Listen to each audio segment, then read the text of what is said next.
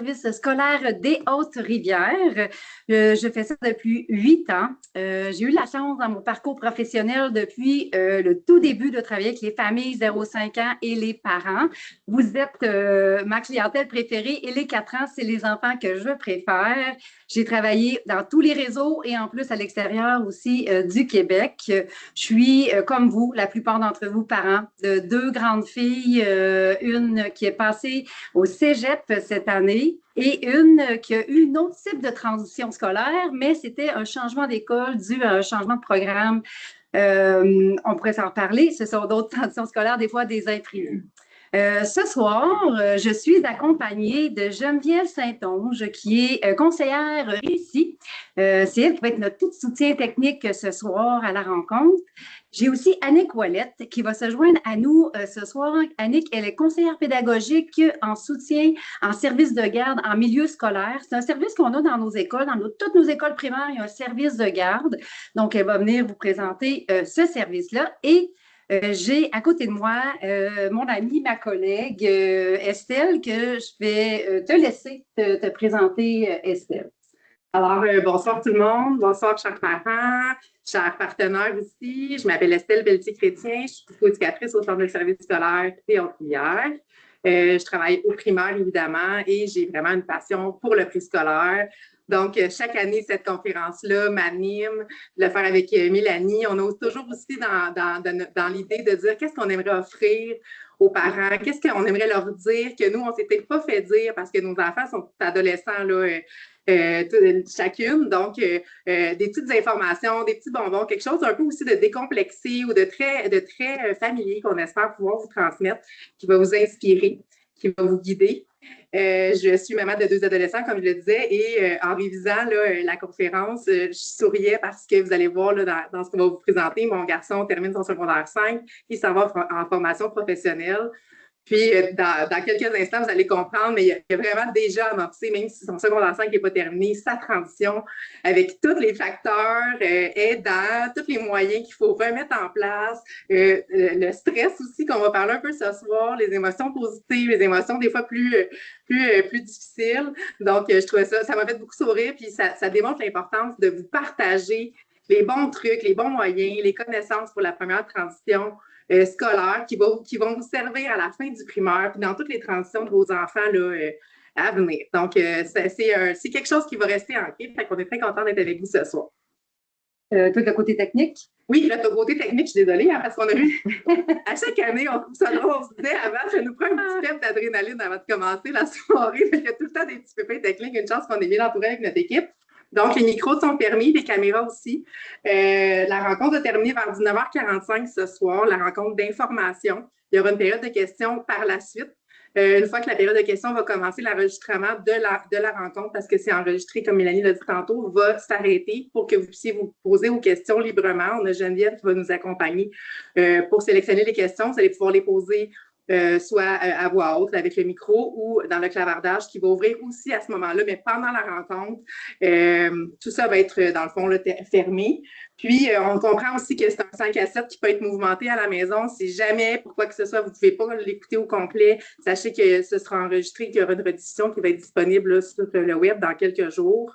J'ajouterais en fait qu'après, quand on va arrêter l'enregistrement, il va y avoir la présentation qui va être dans le clavardage, il va y avoir le lien vers les ressources, il va y avoir bien sûr le lien vers le site Internet où il va y avoir la rediffusion, les ressources et l'enregistrement. Tout ce qui est les questions d'ordre général, on va y répondre là, à la fin, comme on vous disait, mais toutes les questions plus spécifiques, vous allez avoir mon adresse courriel. Donc, je suis très ouverte là, à recevoir là, aussi vos questions plus personnalisées, qu'on puisse prendre un temps ensemble pour y répondre.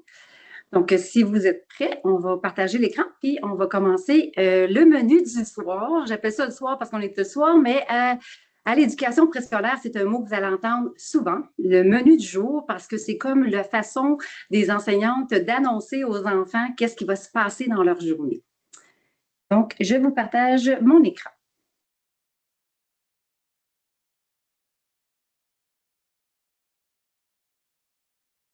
C'est parti. Donc, brièvement, on va voir c'est quoi une première transition scolaire. Ça ne marche pas. On va recommencer. ça nous prend des petits facteurs de stress chaque année. Vous allez comprendre tantôt pourquoi je dis ça, mais juste pour nous garder bien réveillés et bien adaptés. Cette fois-ci, ça fonctionne. Un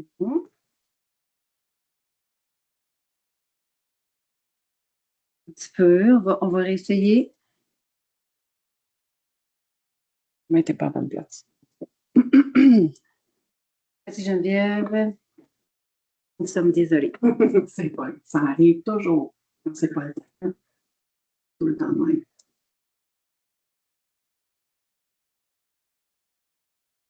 Et voilà, nous sommes à la bonne place. Je vais juste vous mettre juste à côté ici. Donc, le menu du soir, comme que je vous disais, donc on va voir c'est quoi une transition scolaire. On va voir les besoins de chacun dans une transition parce que votre enfant vit bien sûr des grands changements, mais vous aussi, puis tous les acteurs qui se retrouvent autour de votre enfant, donc ceux qui sont présentement avec votre enfant et ceux qui vont les accueillir. Toutes les émotions, la montagne russe d'émotions qu'on vit lors de cette transition. Qu'est-ce que vous pouvez faire pour accompagner votre enfant en tant que parent? Puis toutes les prochaines étapes. Présentement, on est en avril. Qu'est-ce qui se passe après? Qu'est-ce qui se passe après avec l'école, avec vous? Donc, qu'est-ce qu'on peut faire? Et bien sûr, les ressources et ensuite la période de questions. Donc, si vous êtes prêts, nous y sommes. On y va. On y va.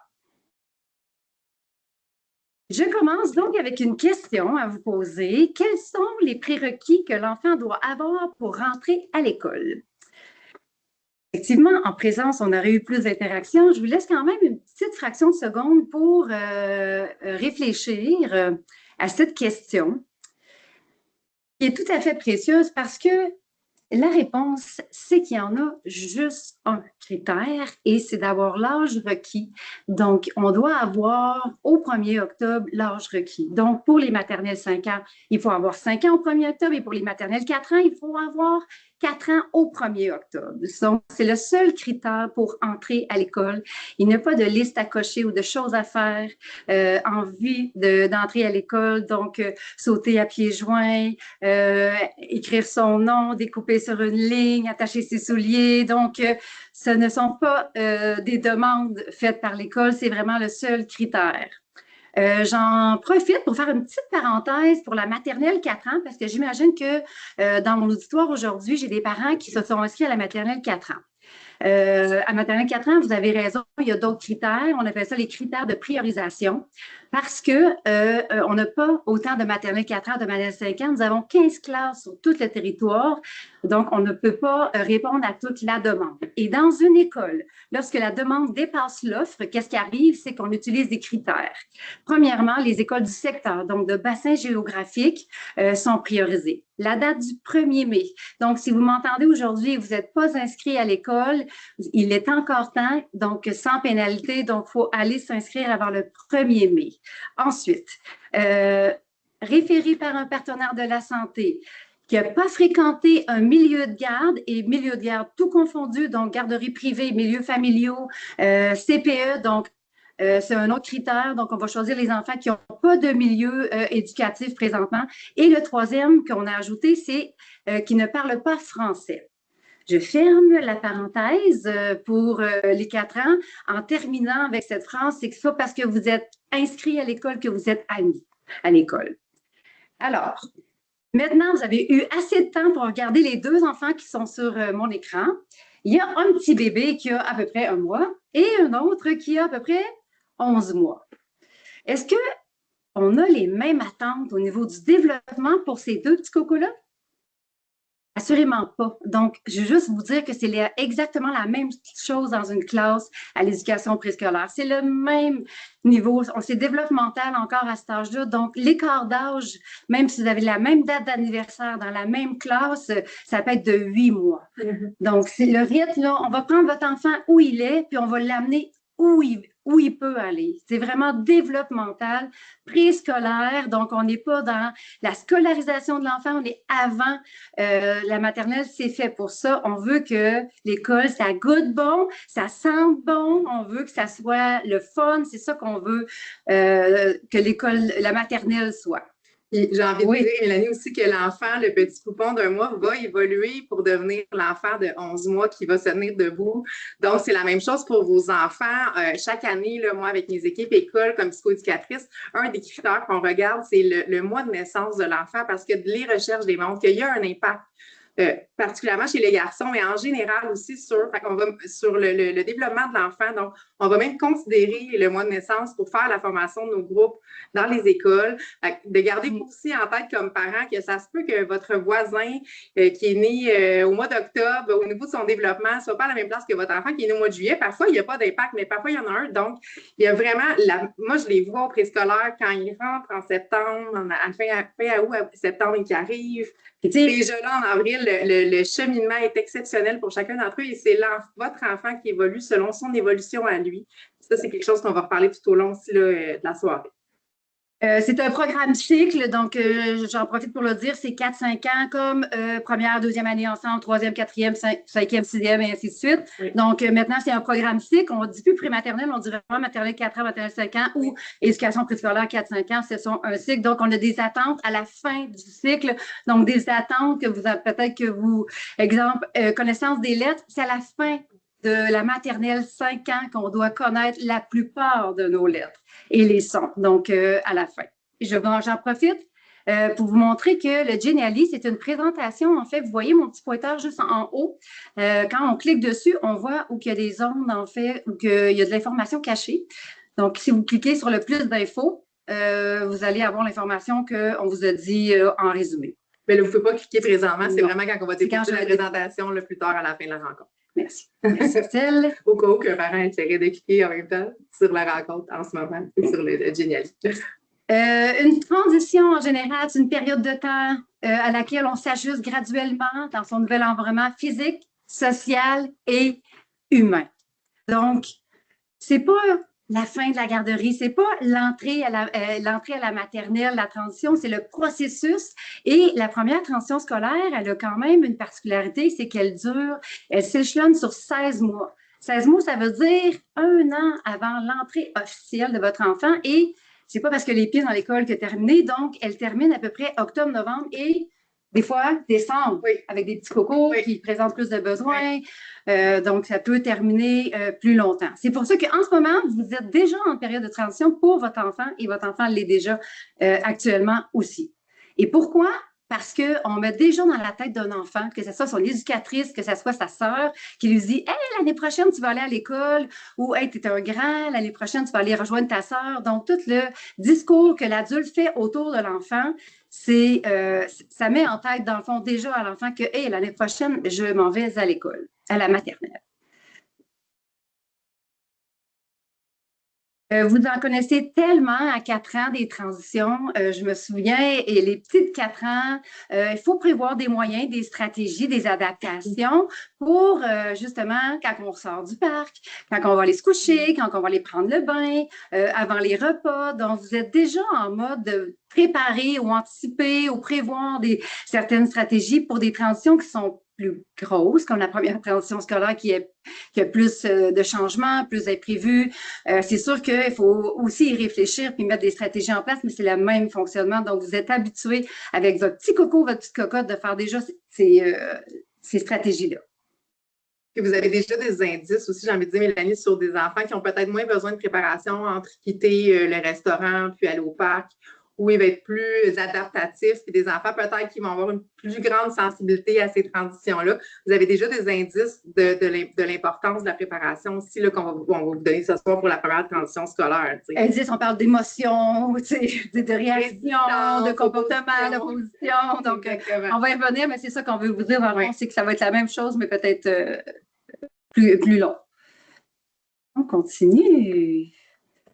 Maintenant, une transition scolaire, ça va se passer peu important. Donc, on veut qu'elle soit harmonieuse, on veut qu'elle se déroule en douceur. Donc, une période de transition qui se vit avant, pendant, après l'école, dans laquelle sa famille, l'enfant La communauté, l'école, tout le monde, on interagit ensemble, on se parle afin de mettre en place des facteurs de continuité, des repères pour atténuer les changements. On ne veut pas les effacer, on ne veut pas les supprimer, on veut juste rendre un équilibre. Puis le but, là, c'est vraiment de contribuer à son bien-être, à sa réussite pour que l'enfant ait justement dans son petit sac à dos tout le bagage nécessaire là, pour faire les autres transitions par la suite.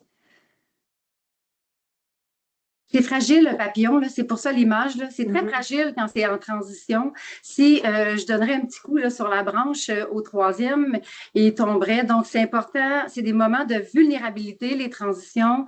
C'est des moments de changement, des pertes, des repères.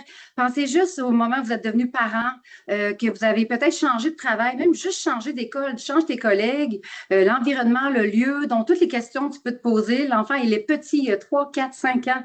Il doit vivre ces changements-là. Donc, c'est quand même complexe et il faut considérer l'importance de ces changements. On parle de changement. Que l'enfant ait fréquenté un milieu de garde ou qui est resté à la maison, la transition, là, ça a plusieurs changements, peu importe. Même un CPE, même s'il a été 4 ans en CPE, il y a quand même de grandes différences avec l'école et on va en voir rapidement et il y en a plusieurs autres que vous aurez pu me nommer. Le bâtiment, le personnel, les communications avec l'école, les siestes, les attentes, les pères, tous les amis, le transport, l'autobus jaune pour la première fois. On passe de petit ami de la garderie, on s'en va vers un écolier, un élève. Tu sais, les repas, on parle de collation, de boîte à lunch, de contenants. Donc, écoute, c'est énorme. Donc, c'est des grands, grands changements pour des tout petits enfants. Donc, il faut vraiment les considérer. Je me souviens de te donner, Mélanie, un exemple, une année, de dire, tu sais, le bâtiment, juste de grands changements pour un tout petit, tu sais, si on faisait tous l'exercice de se mettre à genoux dans une école, de voir comment c'est grand, c'est impressionnant, tu sais, quand on retourne. Fait que juste ça qui est grand, tu sais, il y a des cloches, il y a plein de choses, on va en parler, mais fait il faut l'avoir en tête que ces changements-là font vraiment partie de la vie, que les enfants vont passer au travers, vont s'adapter, mais qui ont un impact et qui sont à considérer. On ne peut pas les nier, en fait, puis, ou les minimiser même, parce que des fois, on va, ben c'est pas grave, mais c'est pas que c'est grave, mais c'est qu'ils sont importants. Puis pour votre enfant aussi, peut-être que pour votre enfant, certaines choses sont importantes, pour le parent moins, mais tout ça, maintenant que vous le savez, c'est de l'avoir en tête et de le considérer aussi dans votre approche avec votre enfant. Merci. Ça repose sur qui de faire justement des efforts pour vivre cette transition-là de façon harmonieuse? C'est sûr, c'est l'enfant, les parents puis les partenaires. Donc, où on a plus de pouvoir, malheureusement, ou heureusement, parce qu'on a plus d'impact, c'est les partenaires. C'est nous, les parents, les intervenants, avant, après, la capacité de travailler ensemble, puis de fournir l'information, de communiquer ensemble au bien de l'enfant. Souvent, on met ça sur la faute de l'enfant dans le sens que « Es-tu prêt pour aller à l'école? » Donc, c'est une phrase qui devrait être enlevée de notre vocabulaire. C'est nous. Est-ce qu'on est prêt à accueillir l'enfant? Est-ce qu'on est prêt, dans le fond, en tant que parents, à qu'il fasse le pas vers l'école? L'enfant, c'est vrai qu'il y a des enfants, vous connaissez, là, moi j'en ai 2. Puis, tu sais, je vais vous conter une anecdote. Moi, ma première, je pensais qu'elle n'avait pas une bonne capacité d'adaptation. Et malheureusement, c'est moi qui avais un problème d'adaptation. Et maintenant, elle était au cégep. Et encore là, c'est un enfant avec une capacité d'adaptation extraordinaire. Donc, la deuxième, on en reparlera dans un autre événement. Par contre, tu sais, effectivement, il y a des enfants qui ont une capacité plus grande d'adaptation, ça vient avec eux. Il y a aussi les niveaux de développement de l'enfant. Par contre, je veux juste vous dire de poursuivre ces niveaux de développement-là, de ne pas mettre justement une pression sur l'enfant, mais plus de poursuivre ce que vous faites déjà comme parent. C'est super. Donc, allez-y avec ses intérêts puis le développement.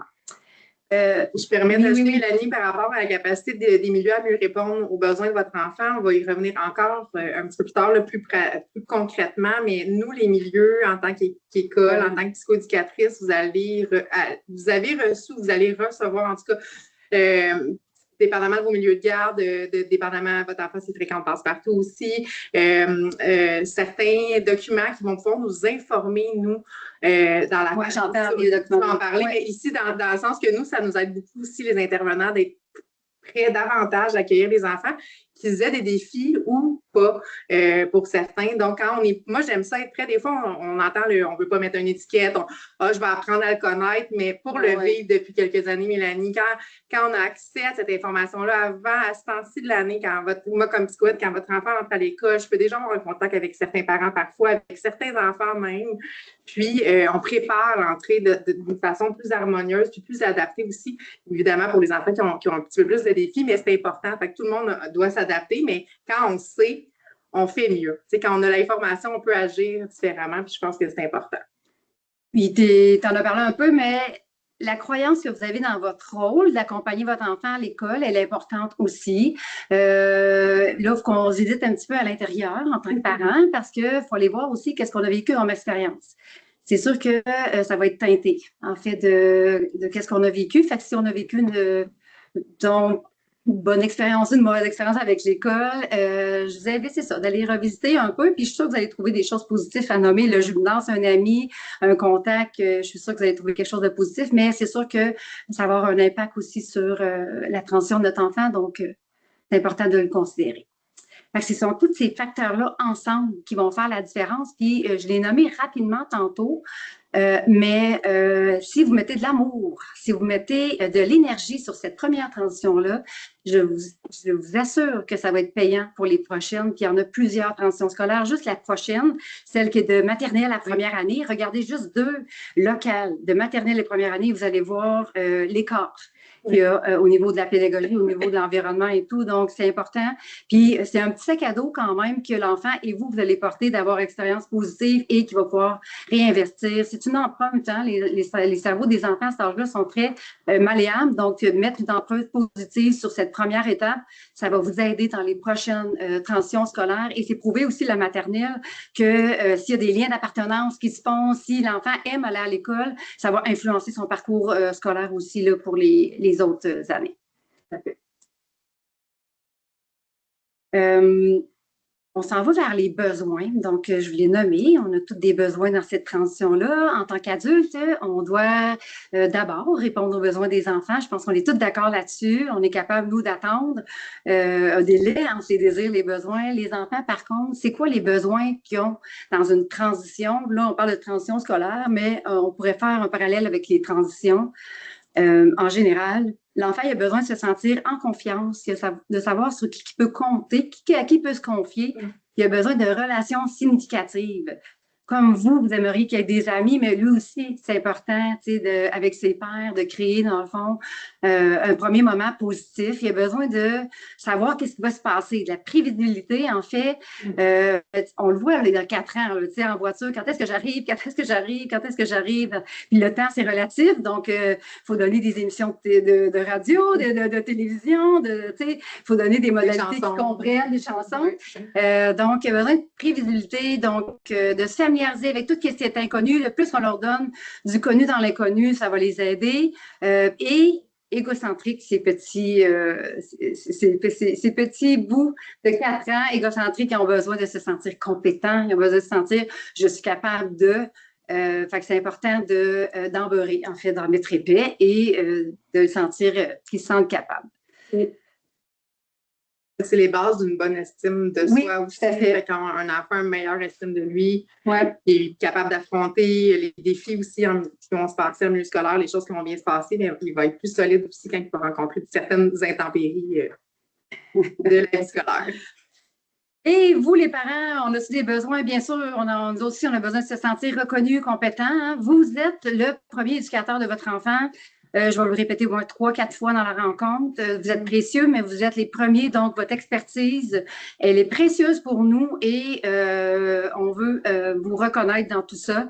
Je suis certaine que vous voulez comprendre les attentes de l'école, l'attente de professeurs, l'attente, dans le fond, de vous et de votre enfant.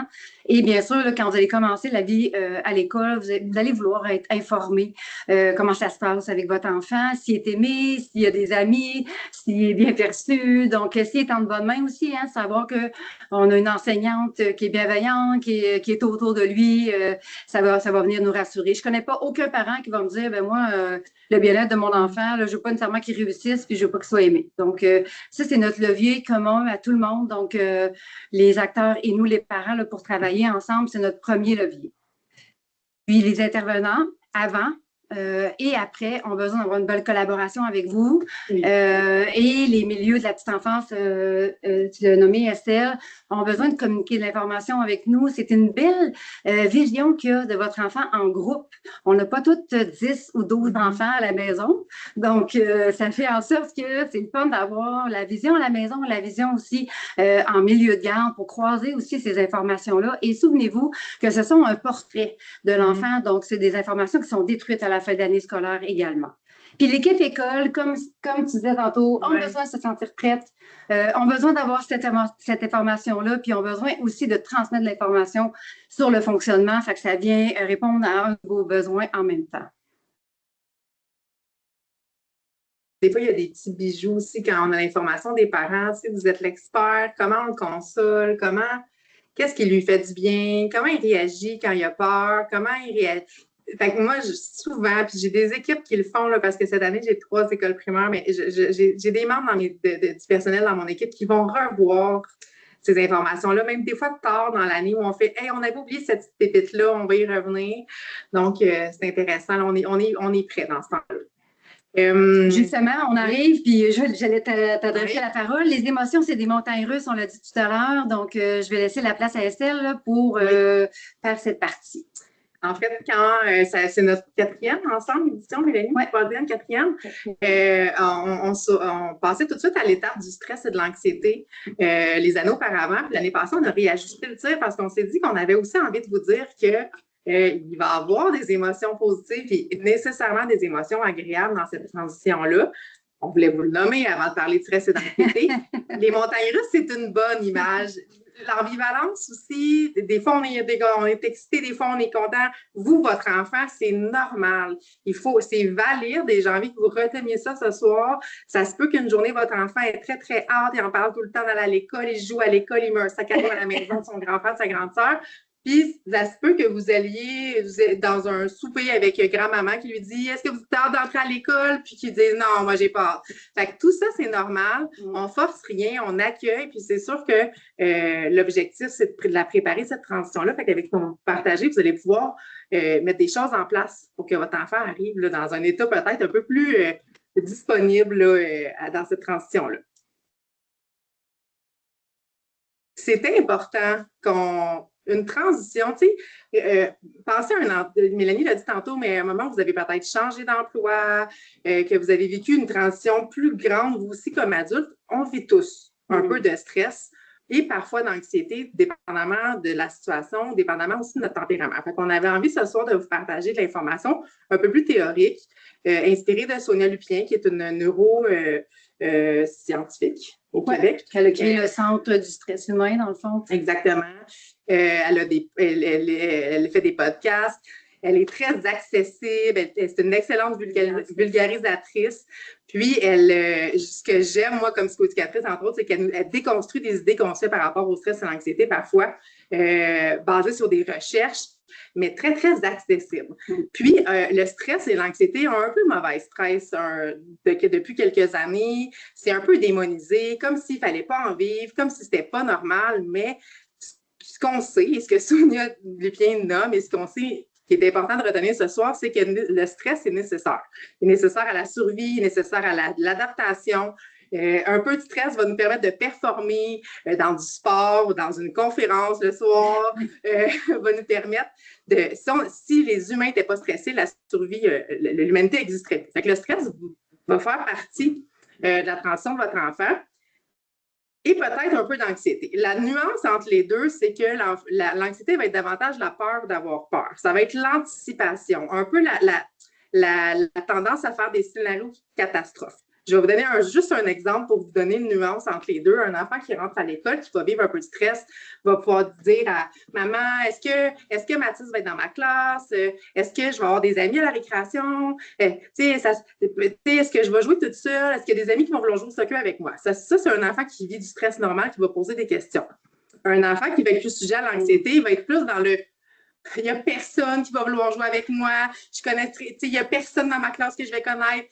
Tout le monde va me laisser toute seule. Fait que vous voyez un peu la nuance. C'est la même situation par rapport aux amis à l'école, mais ce n'est pas la même intensité, dans le fond, de stress versus d'anxiété à ce moment-là.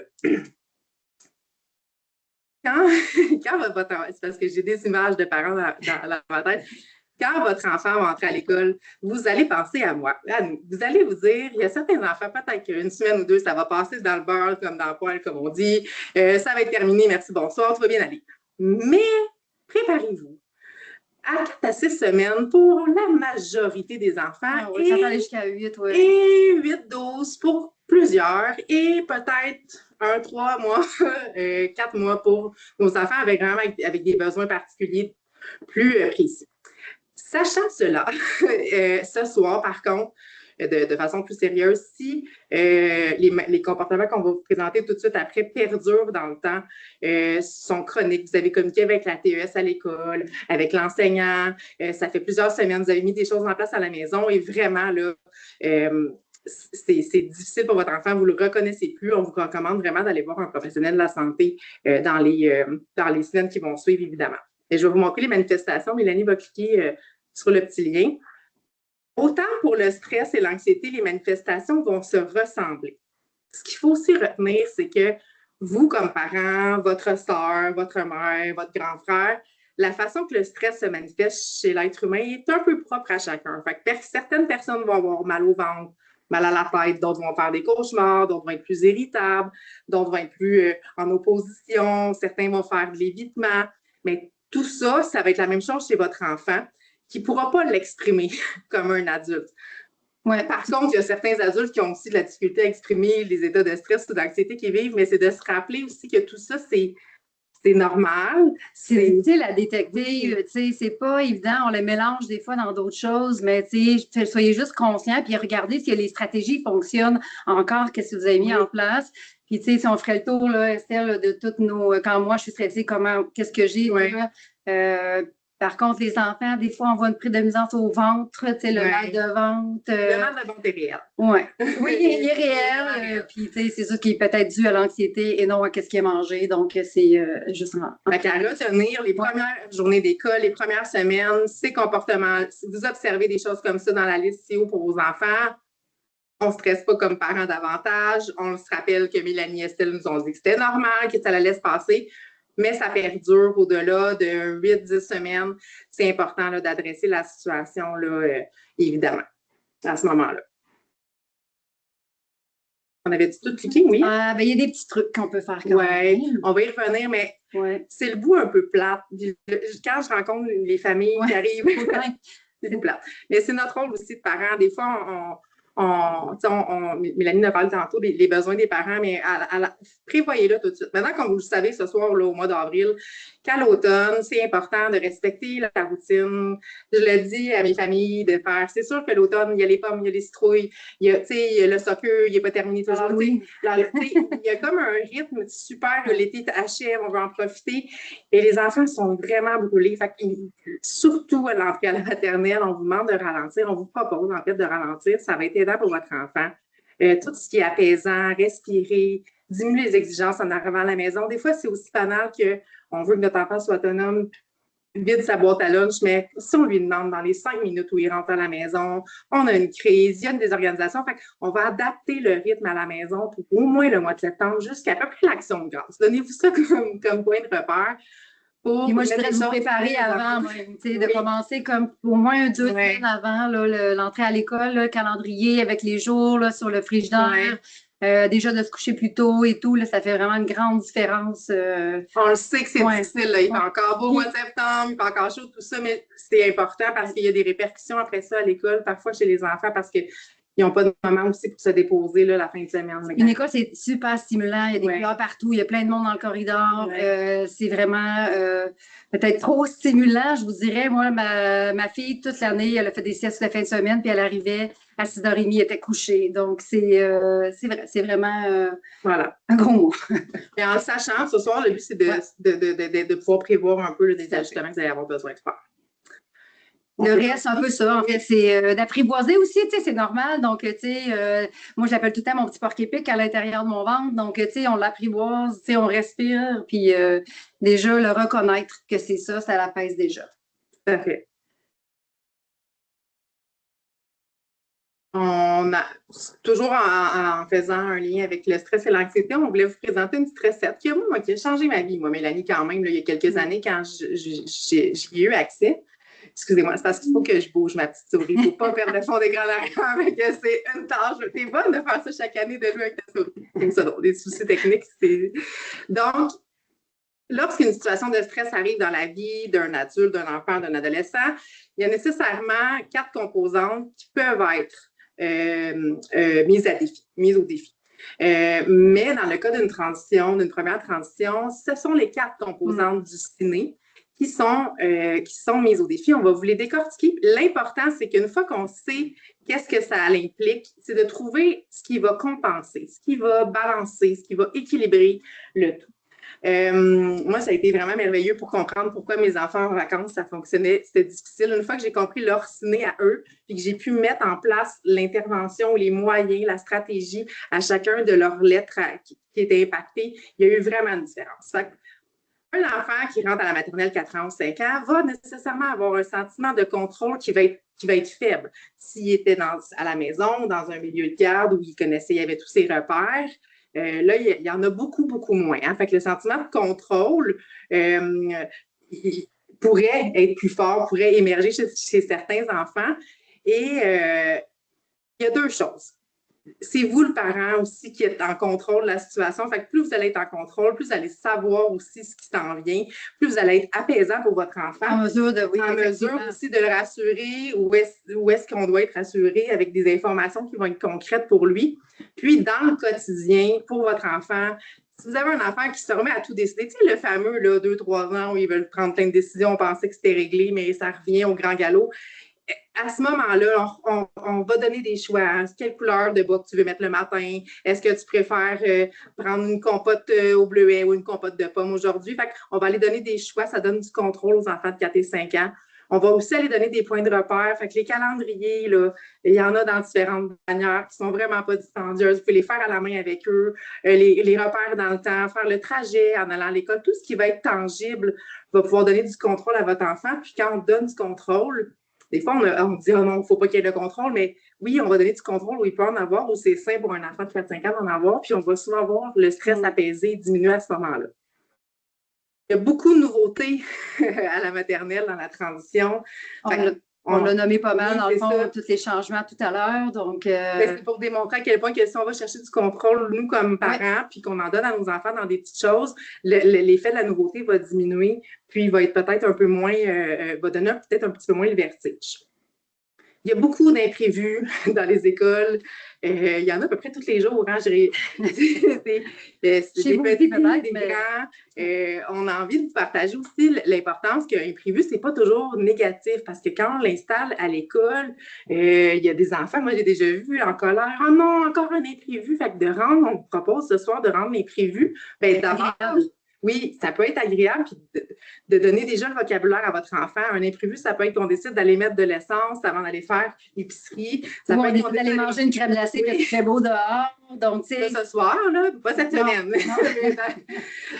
Effectivement, ça peut être le fun, l'imprévu, mais de l'amener en disant que c'est pas la fin du monde non plus. Comme c'est quoi les stratégies? Puis un imprévu, ça le dit, on n'a pas le contrôle dessus. Sur quoi qu'on peut avoir le contrôle? C'est important. Quand on commence à travailler à 4-5 ans, on voit un impact sur le développement de l'enfant nécessairement. De redémarrer dans... Ah bon. J'en profite pour dire que les toilettes, on l'a marqué là parce que les toilettes dans des écoles, des fois, il y a des œils magiques que les toilettes partent toutes seules. Dans plusieurs des écoles, les séchoirs, l'eau encore, des fois, c'est très rustique. On est des écoles assez rustiques.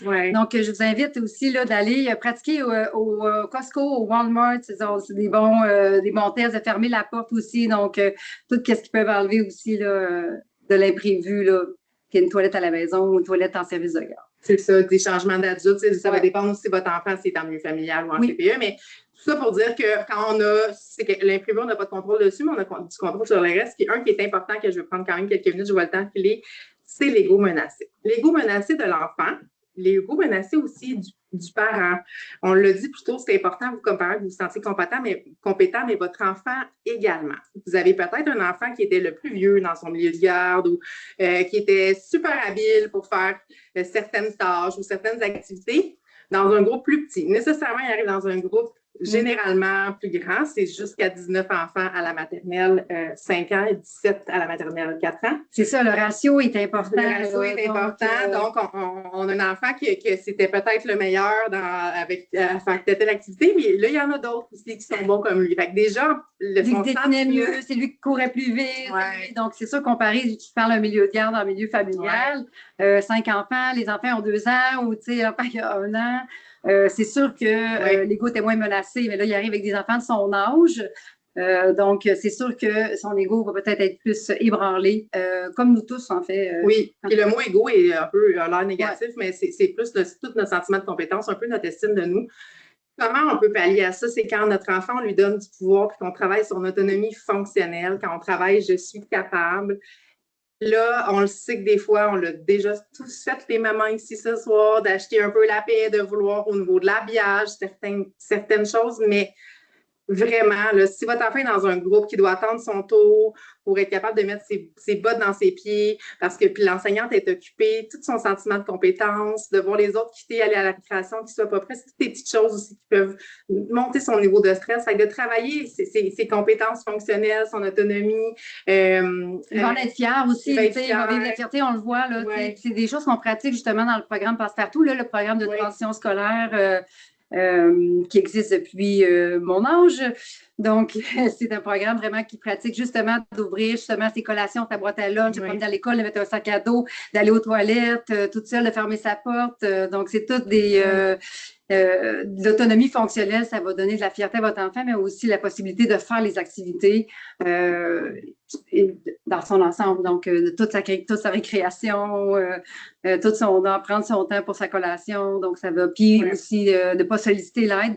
C'est sûr qu'à 19, l'enseignante, si elle a 19 ficellos à ouvrir en même temps, ça va être c'est tout un travail. Tout à fait. Fait qu'on vous invite à ne pas faire à la place de votre enfant. Moi, j'ai envie de vous dire, parfois, on doit faire avec. Si votre enfant est très fatigué, on négocie, je vais mettre une botte, tu mets l'autre botte. On peut aller par le jeu. Là. On ne vous demande pas ce soir de dire non, je ne fais plus rien pour vous, pour toi. Là. Mais c'est d'y aller un peu comme ça là, de l'année. Puis de beaucoup, tu es capable. Ils sont tellement ouverts à cet âge-là, quand on leur dit « t'es capable, tu vas y arriver », ils finissent par y croire puis à y arriver, effectivement. C'est autre chose quand ils vieillissent, mais à cet âge-là, vous avez encore des petites éponges, profitez-en pour pallier l'ego.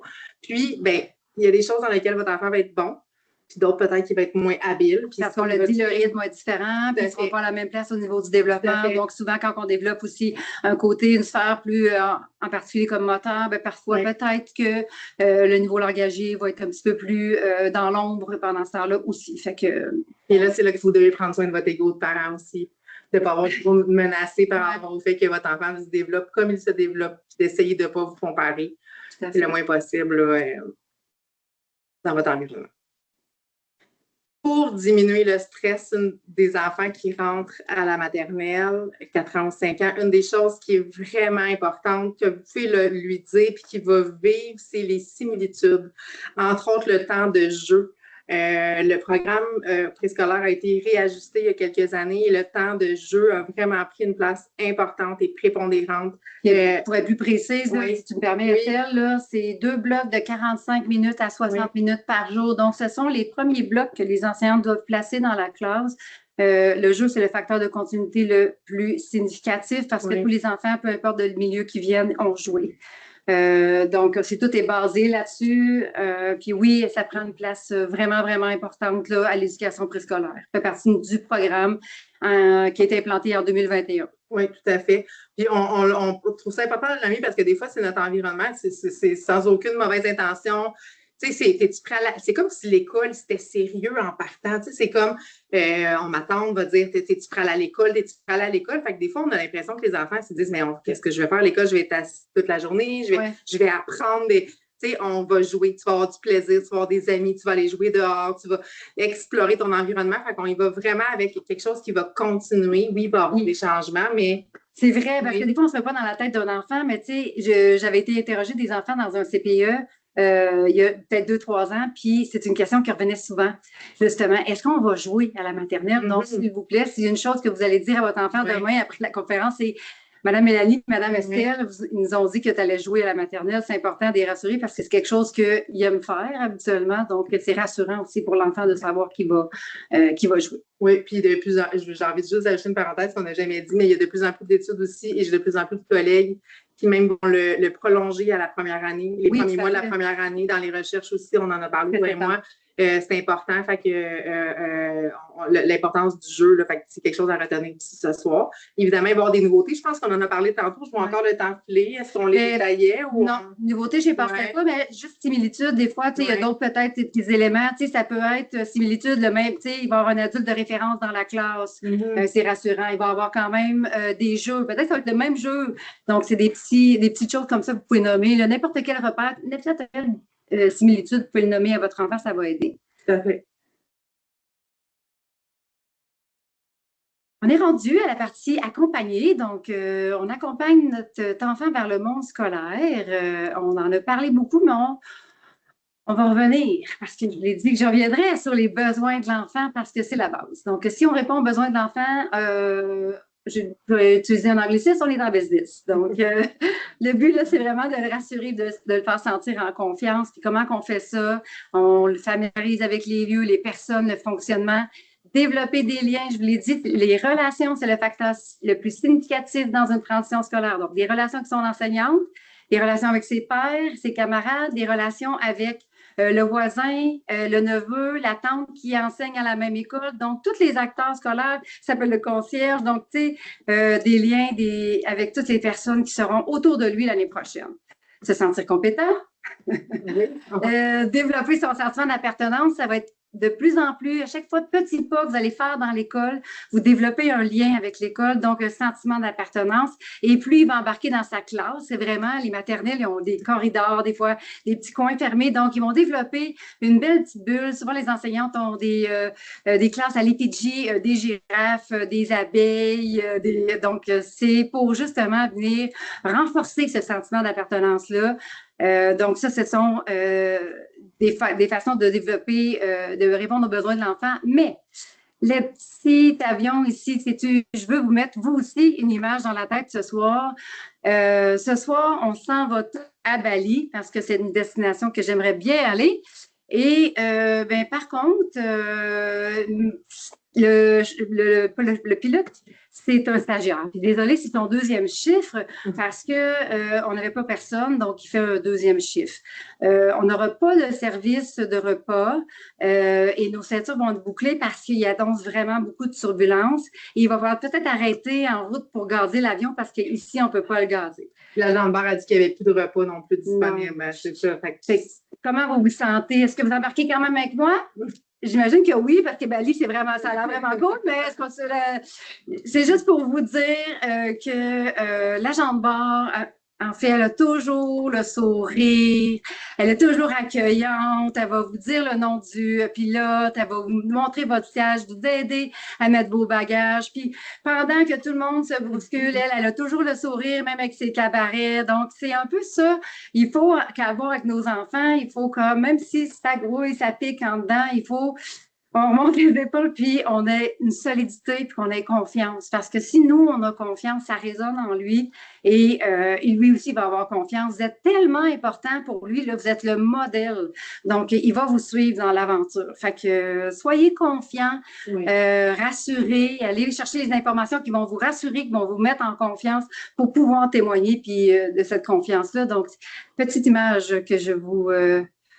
Oui, c'est ça. C'est pas votre enfant, j'ai envie de vous dire, je suis dans les contre-exemples ce soir, mais c'est pas votre enfant n'a pas besoin de savoir ce qui vous préoccupe. Dernièrement, je disais justement une démarche qu'on porterait, qu'on va vous parler un peu plus tard, puis le parent avait inscrit qu'il avait peur que son enfant ne soit pas bien encadré à la maternelle. Fait que moi, j'ai pris un contact avec le parent pour être certain que tout allait bien, voir s'il n'y avait pas des besoins derrière tout ça. Puis, je l'ai nommé un peu à la blague, de dire, évidemment, on nomme pas notre enfant. Là, j'ai peur que tu ne sois pas encadré. Le parent riait, mais je pense que c'est important de le nommer, de dire, on n'a pas à partager comme adulte nos inquiétudes. Ça se peut qu'on en vive, mais comme Mélanie dit, il y a beaucoup d'être dans cette solidité-là, puis de poser les questions, d'adresser vos inquiétudes aux gens concernés qui sont les adultes, dans le fond, là, de l'école, entre autres choses. comme parent, là, vous pouvez accompagner votre enfant. Là, vous allez peut-être dire, ben là, on le sait, mais soyez ouverts, puis il y a sûrement quelque chose dans cette liste d'épicerie-là que vous dites, ah, peut-être que je vais mettre un peu plus l'accent sur ça ce soir, chaque année que je le représente. On le sait qu'il y a des choses qu'on dit, OK, bien ça, j'en fais beaucoup, mais je vais mettre l'accent sur ce petit point-là. Rapidement, dans le fond, encourager sa curiosité et son désir d'apprendre en nourrissant ses intérêts. Les enfants de 4 et 5 ans ont des intérêts plus spécifiques, c'est tout à fait normal. À chaque année, je donne le même exemple, mais moi, mon garçon, avant d'entrer à la maternelle, c'était les dinosaures.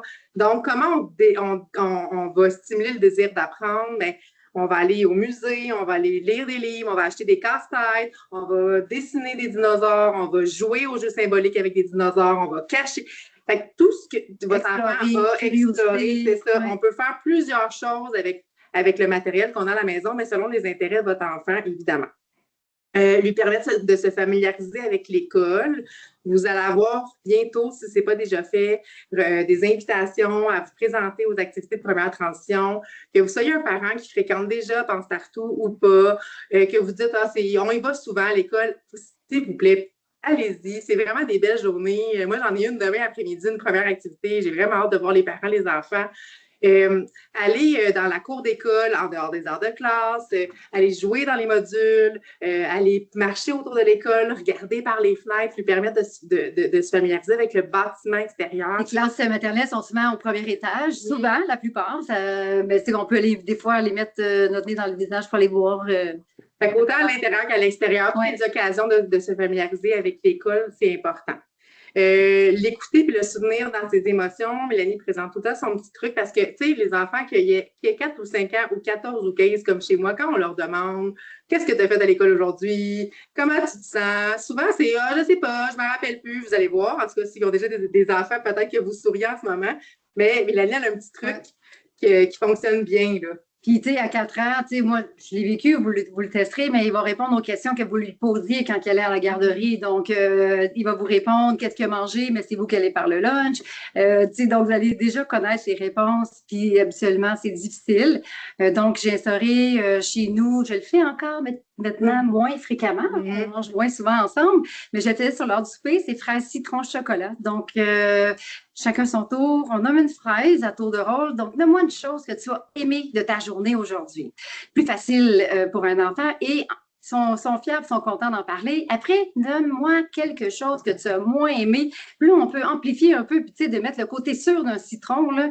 Donc, qu'est-ce que tu as moins aimé? Et ensuite, ça, il adore cette partie-là, puis des fois, il va en donner 10, mais c'est un chocolat, vous ferez vos propres règles. Donc, chocolat, non, une personne qui a posé un geste, beau geste à ton égard ou qui t'a fait du bien aujourd'hui et vous pouvez être surpris. Donc, c'est vraiment intéressant, puis ça l'installe un beau climat. Au lieu d'être une sorte d'interrogatoire, parce que souvent, on veut savoir ce qui s'est passé, hein, c'est notre besoin en tant que parent, mais quand ça fait interrogatoire, puis on n'a pas les réponses, puis tu sais, quand il arrive de l'école, souvenez-vous, il va arriver à l'école dans le même moment qu'on vous a accueilli tantôt, fait que c'est comme le 5 à 7 des fois qui est plus difficile, les enfants sont fatigués, donc je vous encourage à le tester, à l'essayer, puis vous m'en donnerez des nouvelles. On travaille déjà les perceptions aussi des enfants, parce que rapidement, là, les enfants, on le vit souvent, tu sais, des fois, ils vont avoir tendance à avoir un discours des fois négatif. Les enfants, on dirait qu'ils savent que de cette façon-là, ils attirent notre attention de parents, puis on va s'inquiéter, puis on va appeler à l'école, on va vérifier. Fait que de travailler déjà à 4 ou 5 ans, ce vocabulaire-là, c'est garant là, de belles discussions. On favorise les interactions sociales avec les autres enfants. On va dans les fêtes de quartier, à la bibliothèque, on va voir le soccer, même si notre enfant ne joue pas au soccer. On va à l'heure du compte, on est stimulé. Là, on en profite pour modéliser aussi notre enfant dans ses interactions sociales. Bon, allô, comment tu t'appelles? Je m'appelle Estelle. Veux-tu jouer avec moi? Hein, on essaie de modéliser l'enfant pour qu'il puisse développer, qu'il soit capable d'entrer en relation aussi en entrant à l'école. Parler positivement de l'école, en mettant de côté si votre histoire de vie est peut-être moins agréable.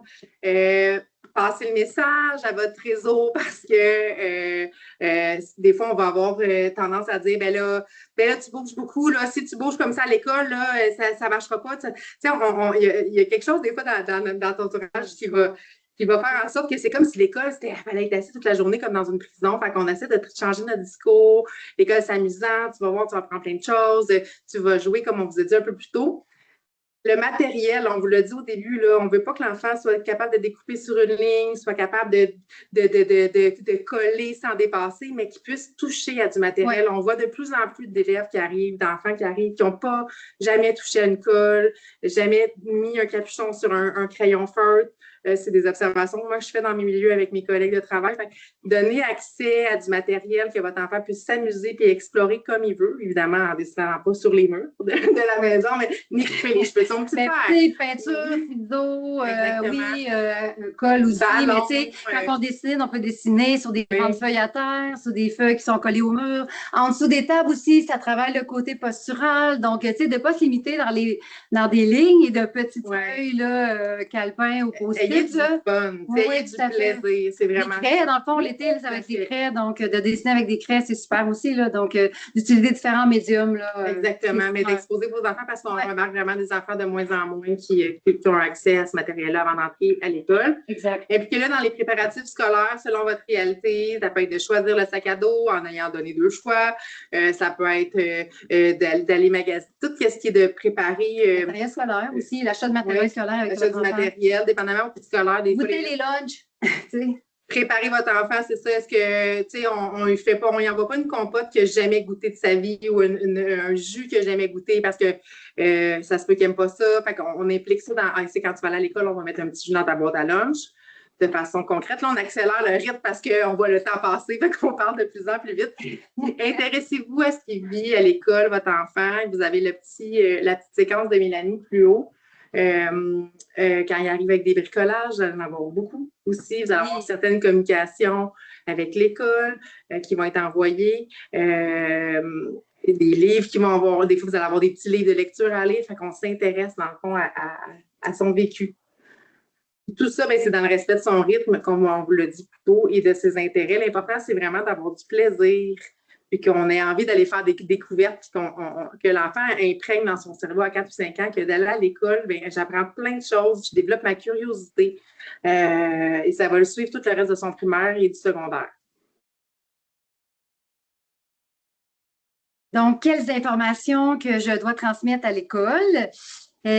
Tout, mais en fait, tout ce qui peut être pertinent pour mieux l'accueillir, pour mettre en place des stratégies qui fonctionnent dans le milieu de garde, qui fonctionnent à la maison. Donc, tout ce que vous considérez comme important à nous transmettre, on le souhaite l'avoir. Vous êtes peut-être déjà au courant de la démarche Mon Portrait. C'est la vidéo qu'on vous a mis de l'avant là, avant de commencer la présentation.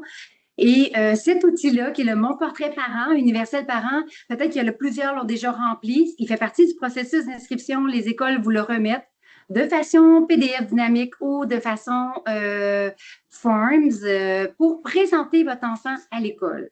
Donc, c'est votre document qui vous concerne le plus. Les 2 autres vous concernent aussi parce qu'ils vous demandent une autorisation parentale. Donc, c'est le document Mon Portrait Universel Partenaire. Donc, tous les milieux de garde remplissent pour remettre, dans le fond, à l'école à la mi-mai. Il n'est pas attendu avant la mi-mai de la part de vos milieux de garde. Et celui-ci qui s'adresse particulièrement aux enfants qui auraient besoin de soutien.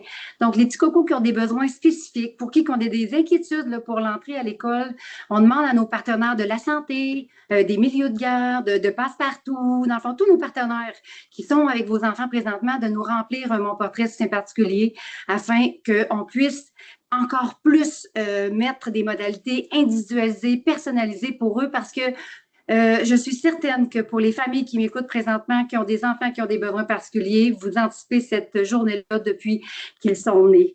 Donc, nous aussi, on veut être prêts à mieux les accueillir selon leur rythme puis aussi leur réalité. Puis des fois, c'est des accommodations, des fois, c'est des visites VIP qu'il faut faire. Donc, tout dépendamment des besoins de votre enfant. Donc, ce sont 3 documents très précieux. Et voilà la capsule, vous allez pouvoir la réécouter si vous ne l'avez pas écoutée ou l'avez manquée en début de rencontre. Et on a testé, en fait, on a évalué cette démarche-là auprès des parents il y a 2 ans. 700 parents, dans le fond, 90% des parents étaient satisfaits et contents, en fait, qu'on vous leur demande leur opinion et qu'on présente leur enfant à l'école. Et ça, c'est juste un témoignage, en fait, qui vient juste, dans le fond, soutenir qu'est-ce que je viens juste de vous dire, de l'importance de la communication entre le parent et l'école. On ne veut pas attendre en novembre que votre enfant soit bien. On veut qu'il soit bien en septembre. On veut qu'il soit bien au début. Parce que s'il n'est pas bien, puis il n'est pas sécure dans son milieu, puis on n'a pas mis en place des moyens qui peuvent l'aider, mais ça va prendre encore 2 mois avant qu'il puisse apprendre. Parce qu'un enfant, comment que ça fonctionne, c'est son système d'attachement. S'il ne fait pas confiance, il ne se sent pas en sécurité au niveau physique, au niveau affectif, il ne sera pas capable de se mettre en mode apprentissage. Donc, on retarde à ce moment-là tous les apprentissages qu'on pourrait lui offrir. Tu es d'accord avec ça? Oui, tout à fait.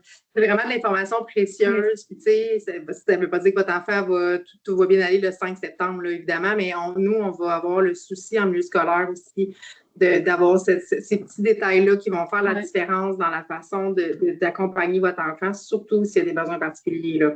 Tout à fait. Principalement dans le cas de mon travail à moi. C'est toute l'organisation des services l'année d'après aussi. Donc, c'est vraiment précieux, toute cette information-là. Le temps avance, on est rendu aux prochaines étapes, donc on est en avril. Là, ça va être la place Annick qui va faire venir bientôt. Juste pour vous situer, je vous parlais de 16 mois tout à l'heure, peut-être une ligne du temps plus visuelle. On est ici.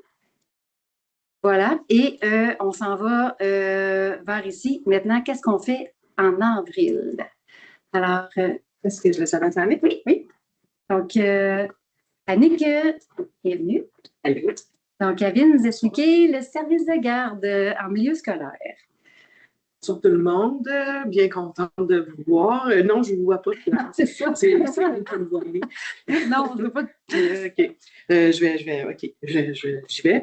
Donc, période d'inscription au service de garde, en fait, vous voyez que c'est du 9 mars au 3 avril. Il n'y a pas d'inquiétude pour les maternelles.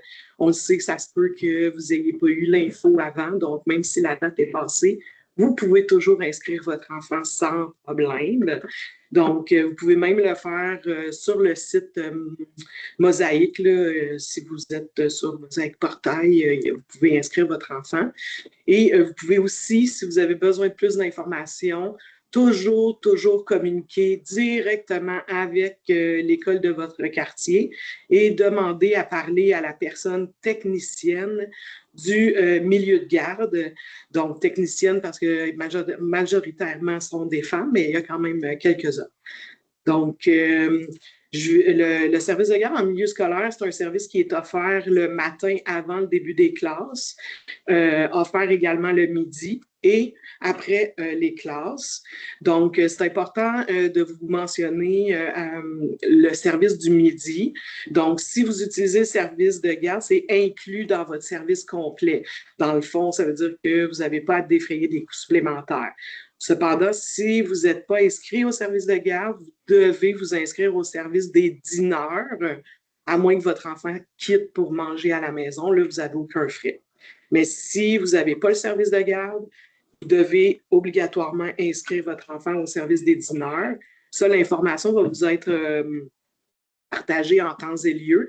Le service des dîneurs versus le service de garde, la grande différence, beaucoup au niveau des ratios. Premièrement, le ratio de la surveillance en maternelle, c'est 1 pour 29, un intervenant surveillant pour 29 élèves au préscolaire et un intervenant pour 74 élèves pour première année à 6e année.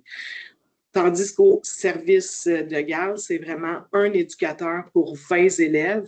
Et en préscolaire, on essaie même avec lorsqu'il y a des maternelles 4 ans, on peut même offrir un service 1,17 si c'est possible. Donc, mais relativement, le ratio, c'est 1,20. Ça, c'est la grande différence. Il y a aussi d'autres petites différences, plus vers le primaire, je vous dirais. En maternelle, on essaie de garder les élèves quand même dans un fonctionnement relativement pareils, donc ils vont souvent manger dans leur classe. Mais comme qui est important de mentionner, chaque milieu a ses particularités selon leur réalité, l'environnement, les locaux, le personnel disponible. Donc, c'est vraiment important pour toutes ces informations-là. Si c'est vraiment quelque chose que vous voulez savoir tout de suite, vous pouvez appeler. Mais moi, je vous dirais que lorsque vous allez faire le Bonjour École, si ça s'appelle bien comme ça. Les journées d'accueil à la maternelle. Ouais. Les journées d'accueil, là, le service de garde va être là, vous allez pouvoir poser vos questions, vous allez pouvoir être informé. Donc, il n'y a pas de... il n'y a pas de stress, là, demain matin, il faut que j'appelle puis que j'aie toutes les informations. Il n'y a pas d'inquiétude. Les gens du service vont être là pour vous rencontrer lors de vos visites. Donc, tantôt, vous disiez que c'est important d'y être. C'est effectivement très important d'y être pour toutes les raisons nommées tantôt et celle-ci, d'avoir les informations directement du service de garde pour tous les différents services qui sont offerts parce qu'on est aussi ouvert lors des journées pédagogiques. Ça, c'est important que vous le sachiez. Donc, les journées pédagogiques au calendrier scolaire, c'est toutes les journées qui sont fermées, entre guillemets, mais les enseignants travaillent, mais l'école est en pédagogique. Donc, il n'y a pas d'école régulière, c'est vraiment le service de garde qui prend place. Et vous pouvez inscrire votre enfant lors de ces journées, qu'il y en a 20 dans l'année. Il y en a justement 4 directement en début d'année, avant le début de l'entrée scolaire. Il y a 4 journées pédagogiques là. Après ça, il y en a 3 toujours à la fin. Puis, il y en a 3 autres qui sont des journées consacrées à des tempêtes. Donc, s'il y a des tempêtes dans l'année, on vient retirer une pédagogique et ainsi de suite. Et 10 autres qui vont être vraiment ciblés dans le calendrier, qui vont rester là et qui vont toujours avoir lieu. Donc, ça, c'est important que vous soyez... Semaine de relâche aussi.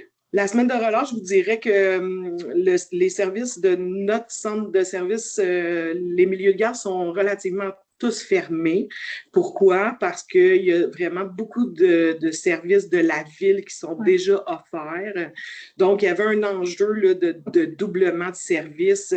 La demande n'est pas là non plus pour offrir parce que tout ce qui est journée en dehors du calendrier scolaire régulier, les 180 jours de classe, en fait, les services de garde scolaire doivent s'autofinancer.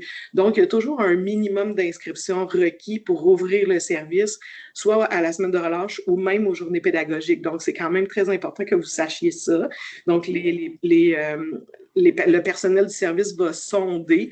J'ai jamais vu un service de garde fermé en pédagogique, à part dans le début et la fin des classes. Ça peut arriver.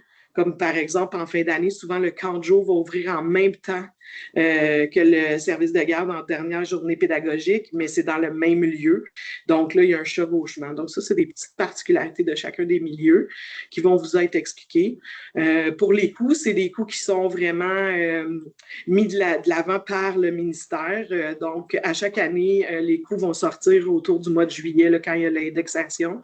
En ce moment, fréquenter le service de garde de façon régulière pour les 3 périodes, AM, midi et PM, c'est 9,70 $. Ça ressemble un peu à ce que ceux qui fait en CPE.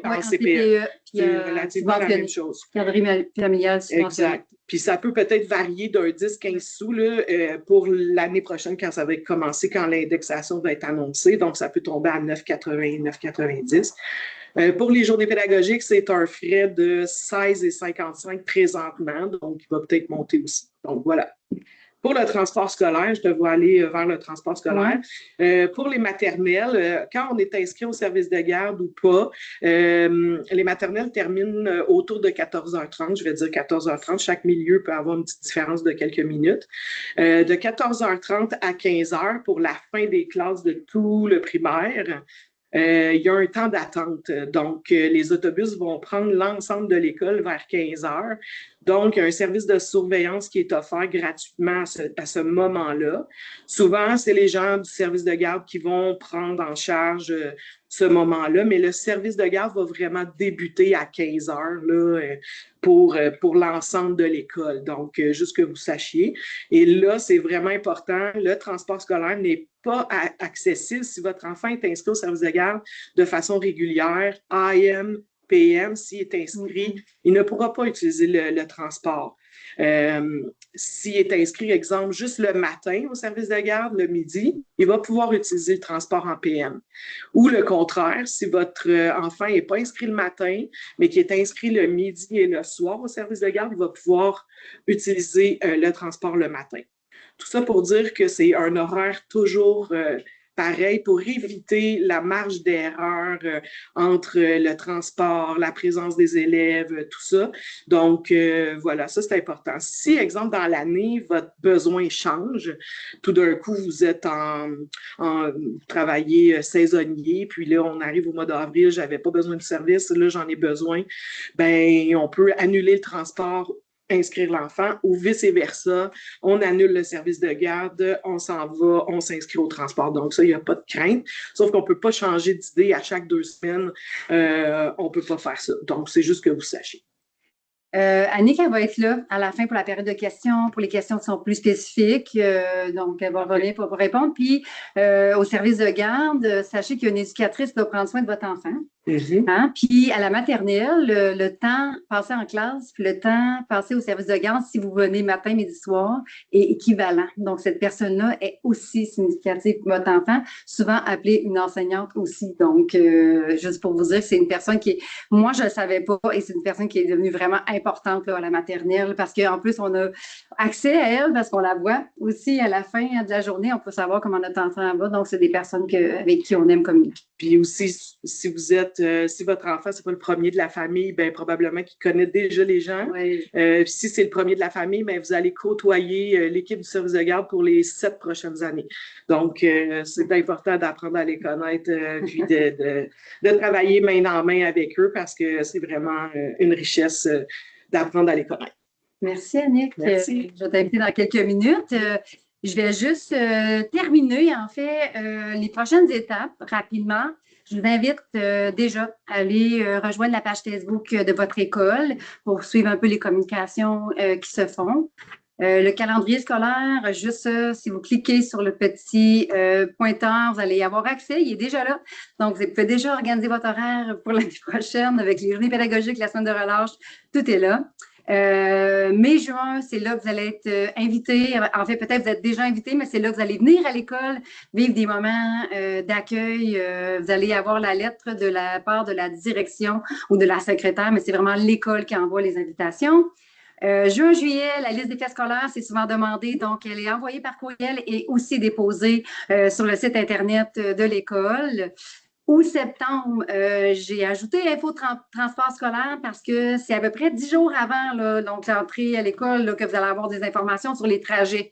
Pas avant, donc il faut être patient à ce niveau-là. C'est un casse-tête organisationnel, tout ça. Donc, c'est vraiment dans les derniers jours qu'on va avoir des réponses. Entrée progressive, il y a une entrée progressive au préscolaire de 3 jours qui va être 31 août au 2 septembre. Super important, même si votre enfant a fréquenté le CPE, le même CPE pendant 4 ans, je suis sûre que la première journée qui a été, il n'a pas passé 7 heures. Donc, c'est 3 jours que les enfants vont être invités à venir en petits groupes avec leur enseignante. Ça va être plus facile pour créer des liens aussi entre les camarades, plus facile de lever la main, de s'adresser à l'enseignante, d'avoir des repères, d'être capable. Tu sais, moi, devant 16 personnes, je vais peut-être moins prendre la parole, mais devant 8, ça va être plus facile, votre enfant aussi. Donc, ça se peut aussi que le 31 août, souvent dans les écoles, là, la pratique, c'est que vous soyez là aussi à cette rencontre-là. Puis le 1-2, là, vous allez vraiment être séparés de votre enfant. Mais le 31 août, vous allez probablement venir à l'école avec eux. Déjà, si vous êtes capable de l'accueillir ou que ça soit une personne de confiance qui puisse l'accueillir dans l'autre partie de journée qui n'est pas à l'école, on vous le suggère fortement pour justement que ça soit plus doux comme transition. Toutes les écoles organisent des modalités différentes de ces 3 journées-là, mais ils font toutes 3 jours. Et il y a une rencontre de parents. Souvent, les écoles vont la faire avant la première journée en classe. Il y en a d'autres qui le font au mois de septembre aussi. Donc, c'est la rencontre qui est précieuse aussi à y aller. C'est vraiment plus maintenant dans son groupe classe, le fonctionnement avec l'enseignante, que vous allez pouvoir poser vos questions puis aussi adresser là, tous vos commentaires et questions à l'enseignante. Donc, je réponds un peu à ma question que j'adresse après. Les questions qui est service de garde, c'est à la technicienne. Il y a un numéro pour rejoindre la technicienne dans une école. Toutes les questions de changement d'adresse, numéro de téléphone, courriel, secrétaire de l'école et tout ce qui va être le fonctionnement de la classe, le comportement de l'enfant, le vécu de l'enfant, ça va être l'enseignante qu'on va pouvoir s'adresser. Et les ressources, c'est juste pour vous montrer, en fait, dans la communauté, à partir de maintenant, on a nommé le soccer, mais il y a aussi il y a beaucoup d'activités dans les maisons de la famille par enfants, les parcs, les camps de jour, les installations récréatives, toutes les bibliothèques, l'heure du compte, la littératie pour les enfants d'âge préscolaire, c'est vraiment important. Donc, de mettre le livre chez soi et partout. Donc, utiliser les partenaires de la communauté, c'est vraiment précieux. Et pour aller plus loin ou pour lire ou aller plus loin, si vous en connaissez plus sur le programme, 2 petits bijoux, au lieu de lire 250 pages de programme, vous avez Qu'est-ce que le préscolaire? Ici, une petite vidéo qui s'adresse à vous, 9 minutes. Le petit feuillet du ministère aussi, qui va répondre à vos questions sur c'est quoi les compétences qui vont être développées, c'est quoi la philosophie, c'est quoi nos mandats à considérer. Ça fait plusieurs années que je clique, puis tout le monde me demande comment ça qu'on ne peut pas cliquer sur cette image-là. Vous allez pouvoir cette fois-ci, et j'ai créé une liste avec la bibliothécaire de 40 livres sur l'entrée à la maternelle. Ce sont des petits bijoux. Donc, des fois, c'est un dinosaure qui va à l'école. Des fois, c'est le papa qui est stressé. Des fois, c'est l'enseignante. Donc, c'est selon même toutes les émotions de vos enfants, vous allez pouvoir choisir et personnaliser le livre. Donc, c'est une liste de bibliographie de tous les livres sur l'entrée à la maternelle qu'on vous a fait. 2 outils dans le temps, repères dans le temps. C'est un aide-mémoire. Qu'est-ce qui va arriver après? Donc, qu'est-ce qui va se passer en juillet? Qu'est-ce qui va se passer en septembre? Pour suivre justement au niveau de la transition. Un autre outil interactif maintenant qui vous dit un peu tout ce qu'on a dit au niveau de l'accompagnement, mais vous allez pouvoir le voir et le relire. Les outils Naître et Grandir, traduits en 9 langues en plus maintenant et plus, sont vulgarisés, sont narrés, sont magiques, sont parfaits. Pour l'autobus scolaire aussi, c'est super bien fait, c'est par la Fédération des autobus. Donc, vous allez voir des petites vidéos pour la sécurité, mais des jeux et tout. Là, si l'autobus jaune, c'est peut-être une source d'anxiété pour votre enfant ou pas. Dernière petite ressource, une journée à la maternelle. Vous allez voir toutes les micro-transitions qu'on fait dans une journée, habillage, déshabillage, aller laver les mains, la collation, on ressort dehors, c'est le midi, il faut qu'il y ait un service de garde. Donc, petite vidéo de 5 minutes que vous pouvez regarder avec votre enfant, bien investi pour voir vraiment c'est quoi une journée à la maternelle. Les enfants aiment ça, regarder des vidéos avec d'autres enfants dedans. Là. Fait que c'est vraiment agréable à regarder. Là. En résumé, regardez mes 2 images. Je veux rendre, dans le fond, ce passage-là. On veut rendre pour nos enfants ce passage-là lumineux, accueillant. On a le goût d'y aller. On veut que ça sente bon, ça goûte bon. On veut entrer à la maternelle et que ça soit facile.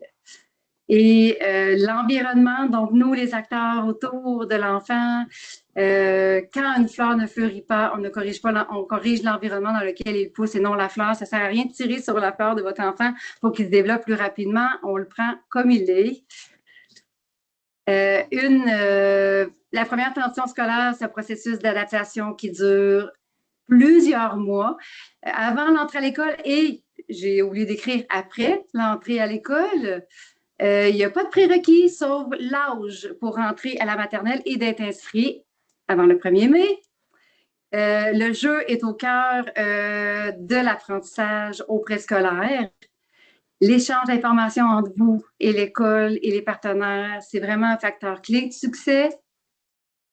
4 objectifs dans une transition. On veut accroître le sentiment de confiance, on veut donner le goût à l'école, diminuer le stress, développer un beau sentiment de sécurité et de bien-être face à son nouveau milieu.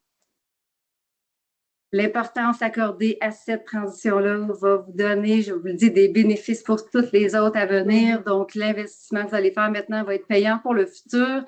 Et je termine avec merci. Vous êtes notre partenaire numéro 1 là-dedans. Donc, l'école, c'est un service public. Je vous invite à appeler, à parler avec les acteurs scolaires et de travailler ensemble en équipe. Merci à tout le monde. Merci. On va arrêter l'enregistrement, puis on va maintenant pouvoir passer à la période de questions. Et je le répète, on va déposer dans le clavardage présentation, lien vers mon cours